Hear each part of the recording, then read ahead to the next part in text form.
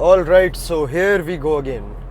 तो कल संडे यानी कि रेस्ट डे के बाद आज स्टार्ट होता है हमारा नया वीक, और इस नए वीक के साथ नया माइंडसेट और बहुत कुछ नया।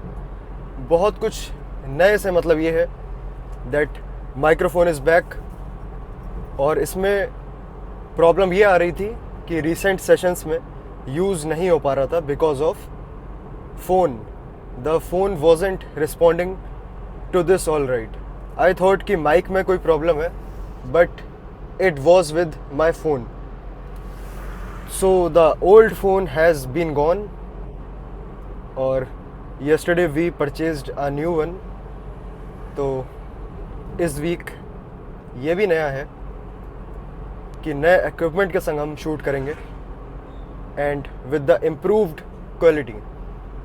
So the new thing is the quality we would experience today, and it was kind of a requirement, not just for video purpose but for the personal use too। तो इसी के साथ माइंडसेट भी आज काफ़ी फ्रेश है, और इस थॉट प्रोसेस के साथ I think chest day would be a perfect starter for today. By the way, अगर बात करें अपने संडे से पहले वाले सेशन की, so it was shoulder and arms. Shoulders are little bit sore but arms are not, क्योंकि सिर्फ एक मूवमेंट करा था हमने। एक मूवमेंट बाइसेप के लिए और एक मूवमेंट ट्राइसेप के लिए, विद जस्ट 2 वर्किंग सेट्स। तो with 1 rest day yesterday it has been healed और could say recovered.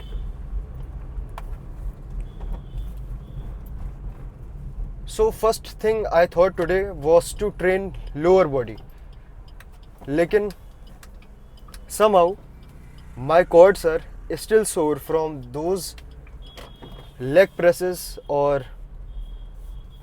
could have been the front squats।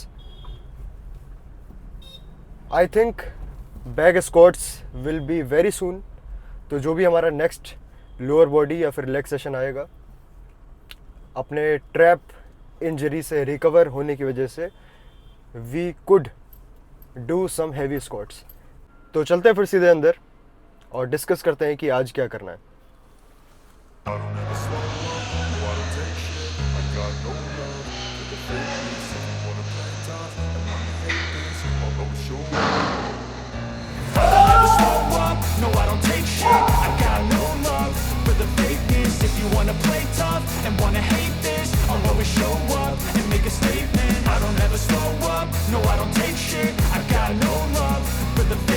If you wanna play tough and wanna hate this, I'll always show up and make a statement. Everything I do so instinctive and so passionate. Every word I move so descriptive like an adjective. I got a vendetta against people who patented being negative when you should be getting after it. I got facts over tracks, this and that, spitting slow, spitting fast. I could roast, I could gas, think I'm okay at last, but I don't know if that can erase all the past and the pettiness. A reflection of the emptiness, hilarious. You think you're worth my time, you're delirious, mysterious, because you hide behind a fake exterior, inferior. You know I'll always be a bit superior. Okay, तो अभी incline dumbbell presses का सिर्फ एक hard working set हुआ है। उसके बाद हम मूव कर रहे हैं एक फ्लाई बेस्ड मूवमेंट पे, that is pack deck flies. और अगेन अभी के लिए सिर्फ इसका भी एक ही वर्किंग सेट रहेगा। अगर ऐसी कोई अप्रोच रहती है कि बैक एंड फोर्थ हम ट्रेन करते हैं, like again going to incline dumbbell presses then again coming back to pec deck flies, या तो ये ऑप्शन हो सकता है, या फिर इसके बाद हम कोई और प्रेसिंग बेस्ड मूवमेंट चूज़ कर सकते हैं। तो ये चीज़ हम आगे फिगर आउट करेंगे। पहले फ्लाई बेस्ड यानी कि पेक डेक फ्लाइज का एक वर्किंग सेट फिनिश करते हैं। तो लेट्स गो।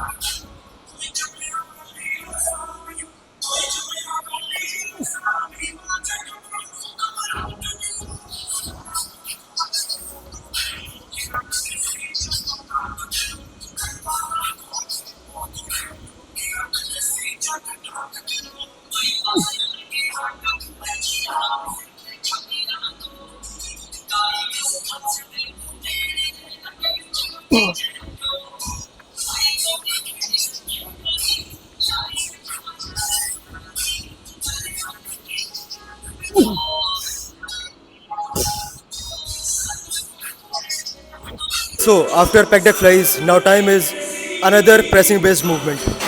और क्या इसकी नेसेसिटी है? बिल्कुल भी नहीं. If we could just do incline dumbbell presses just one more set, तो इसकी हमें बिल्कुल भी ज़रूरत नहीं पड़ती. बट इसका एक मूवमेंट पाथ डिफरेंट पोजीशन में, और इंक्लाइन डंबल प्रेसेस एक फ्री वेट मूवमेंट है, तो उसमें स्टेबिलिटी का थोड़ा सा इशू रहता है, जो कि इसमें नहीं है. तो ये इसमें हम थोड़ा सा ज़्यादा एम्फोसिस दे सकते हैं अपने स्क्वीजिंग काइंड ऑफ रेपिटेशंस पे, यानी कि अपने कॉन्ट्रैक्शन बेस्ड मूवमेंट में एकदम एक एक मसल फाइबर को फील करना, जो कि हम फ्री वेट मूवमेंट में इतना ज़्यादा नहीं कर पाते. ऑफ कोर्स उसमें माइंड मसल कनेक्शन होना बहुत इंपॉर्टेंट चीज़ है, लेकिन practically machine based are little bit superior in terms of just feeling that muscle fibres. तो ये है हमारा चेस्ट के लिए third working set, third exercise, also the third working set in total. तो अभी टाइम वेस्ट नहीं करते हैं, जल्दी से फिनिश करते हैं और इसके बाद देखते हैं कि केबल फ्लाइज हमें किस तरीके से करनी है.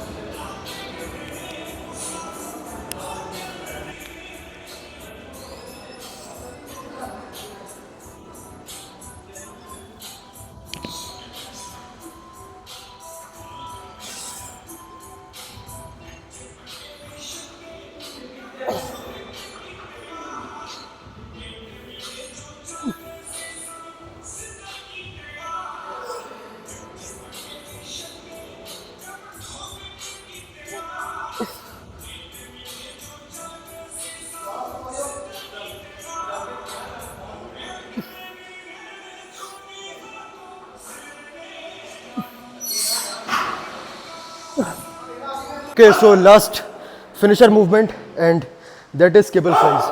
इसमें हमारा थोड़ा सा बस एम्फोसिस अपने लोअर पैक्स पर रहेगा while contracting.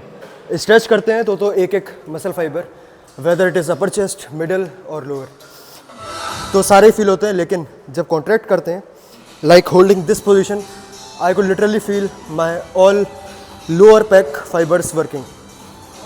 तो यही है इसका फोकस हमारा, थोड़ा सा बस लोअर चेस्ट पे रहेगा. तो again this is the last working set for chest today. Let's finish first, फिर देखते हैं कि आज की अप्रोच का हमारे ओवरऑल चेस्ट पे क्या इम्पैक्ट है.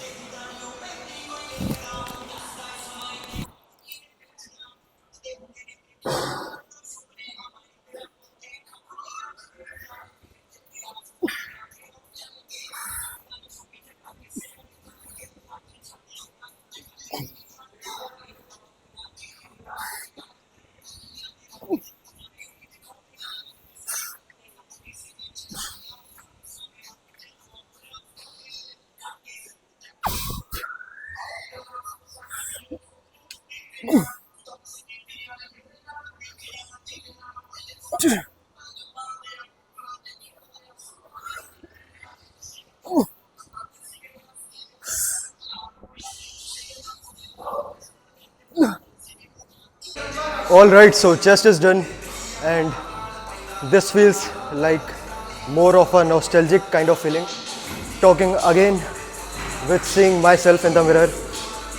बहुत टाइम से हमारा माइक्रोफोन बस रेस्ट इन पीस में पड़ा हुआ था, just because of my phone wasn't supporting it. So with this new device and again talking back to myself and to the camera again, it feels just good as always. बात करते हैं अगर अपने chest workout की आज के, तो approach थी हमारी with more variations, least volume, but with one of the hardest working sets for each movement. Starting हमने सबसे पहले करी इंक्लाइन डंबल प्रेसेस से. That was the heaviest and the primary movement for today's chest day.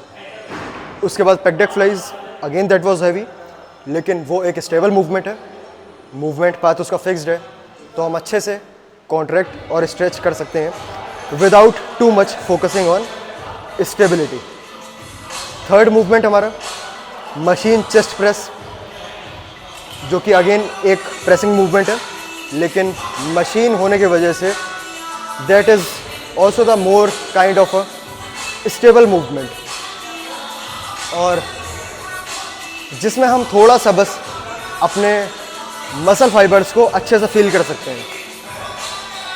Last but not the least finisher movement, that was cable flies, and that is one of the best if you just want to pump maximum blood into the pecs or any kind of muscle group you are training at that particular day. Cables को हम बहुत अच्छे से manipulate कर सकते हैं किसी भी एंगल पे, किसी भी वेरिएशन पे. अगर लो टू हाई करते हैं तो थोड़े से ज़्यादा हमारे अपर पेक्स वर्क करते हैं, लेकिन ओवरऑल काम हमारा पूरा ही चेस्ट करता है. अगर हम एंगल अपर टू लोअर रखते हैं, यानी कि कैलिपर में सबसे ऊपर लगा के और नीचे के लिए प्रेस करते हैं, तो जब हम कॉन्ट्रैक्ट वाले पोजीशन में होते हैं, मूवमेंट में होते हैं, so we could just feel that lower part working more. इसका मतलब ये नहीं है कि ऊपर वाले फाइबर्स वर्क नहीं कर रहे हैं, इसका मतलब ये है कि ये वाले बस ज़्यादा वर्क कर रहे हैं. तो इसी के साथ ओवरऑल एक कंप्लीट चेस्ट का स्ट्रक्चर बनता है आज के वर्कआउट की अप्रोच से. लेकिन अगर हमारे सिर्फ 2 ही मूवमेंट होते, सिर्फ डंबल प्रेसेस या फिर combined with any sort of fly movement, so it would be just all right. उसमें भी हमारा पूरा कंप्लीट चेस्ट ही वर्क करता है. लेकिन आज हमारे पास टाइम था, हर मूवमेंट का एक वार्म अप सेट भी पहले लिया. That could not be always shown, क्योंकि फिर वीडियो बहुत ज़्यादा लंबी हो जाती है. वार्म अप सेट्स दिखाने का कोई मतलब भी नहीं है, क्योंकि it is just 4 to 5 repetitions और उसके बाद सीधे हम अपने वर्किंग सेट पे जंप करते हैं. तो warm ups are just warm ups, उसमें ऐसी कोई भी इंटेंसिटी नहीं होती है. That is just to see कि हमारी फॉर्म कैसी आ रही है, और मसल पे पहले से थोड़ा सा इम्पैक्ट आ जाता है कि उसे किस तरीके से आगे वर्क करना है. तो अभी के लिए I think it is all what we did today. Last is let's see कि how the chest is looking, क्योंकि यही एक तरीका है जिससे हम अपनी प्रोग्रेस ट्रैक करते हैं day by day. So let's see how the physique is looking.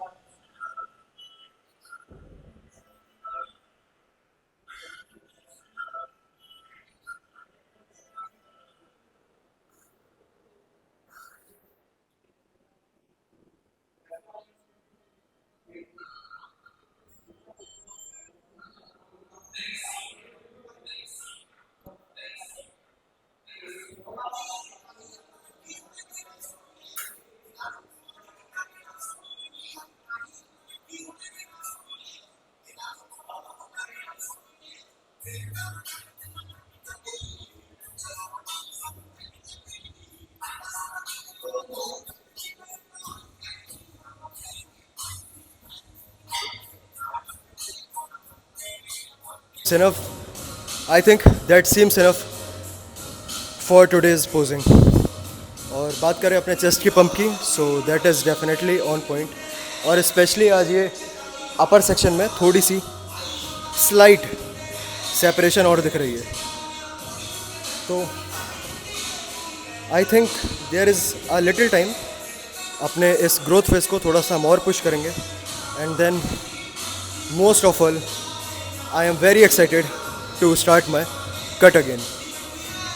तो इसी के संग एंड करते हैं यहाँ पे और बाकी बातें कंटिन्यू करते हैं सीधे कार में।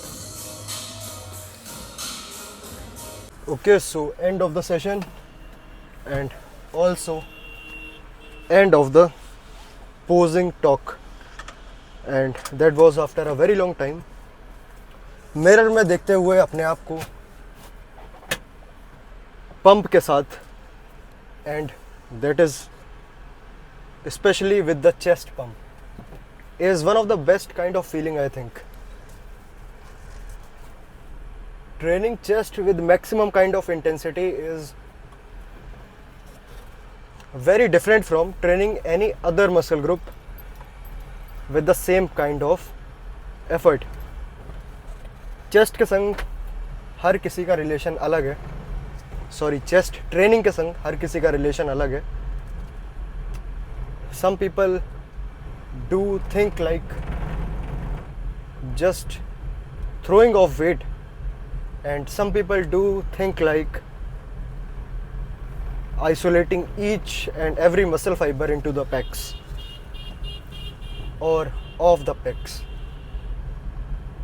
So these both kind of training approaches are kind of people are divided into two।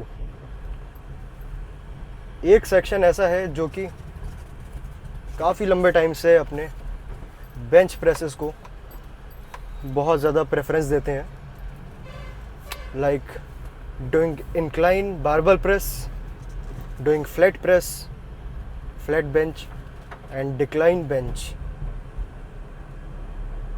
And there is an another group who just do the machine based movement।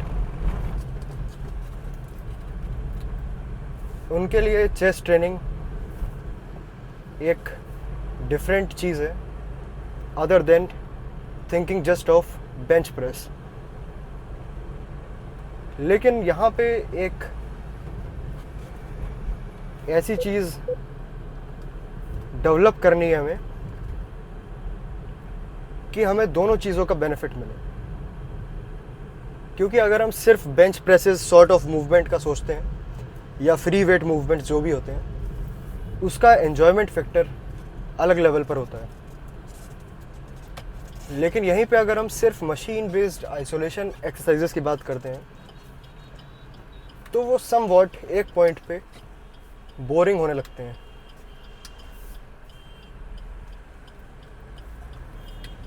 उसमें ऐसा कोई रॉ फैक्टर नहीं होता है जिसमें हम अपनी ब्रूट स्ट्रेंथ यूज़ कर सकते हैं। फॉर एग्ज़ाम्पल बेंच प्रेस में बहुत सारे लोगों को अपने आखिरी रैप पे स्ट्रगल करते हुए देखा होगा कि एक साइड से बार लिफ्ट होने लगता है, एक साइड से रह जाता है।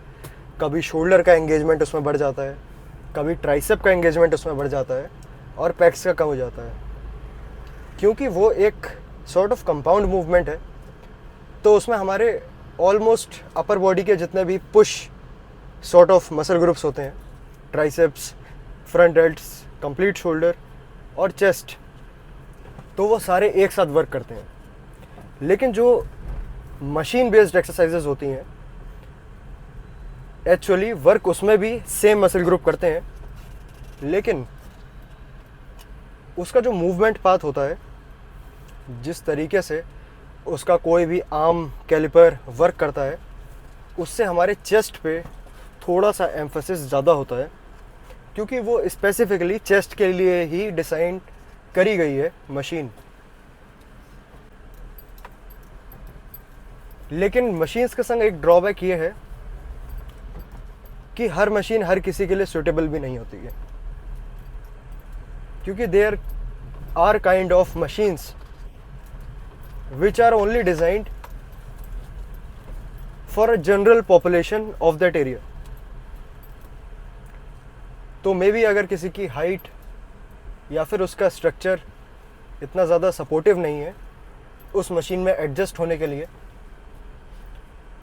So machine would be just a worst option for his training. अब यहाँ पे उसके लिए फ्री वेट के संग ट्रेन करना वुड बी अ कंपल्जन, क्योंकि मशीन में वो सेम चीज़ जनरेट ही नहीं कर सकता है। तो ये ऐसी चीज़ें हैं जो कि खुद एनालाइज करनी पड़ती हैं, और एक बार में हम ये सब कुछ नहीं सीख सकते हैं। This all comes with the practice. अगर कोई मूवमेंट करेंगे नहीं तो हमें पता नहीं लगेगा कि उसका रिस्क क्या है और रिवॉर्ड क्या है। तो इसी के संग आज के लिए एंड करते हैं यहाँ पे, और मिलते हैं फिर सीधे कल के नेक्स्ट सेशन के साथ।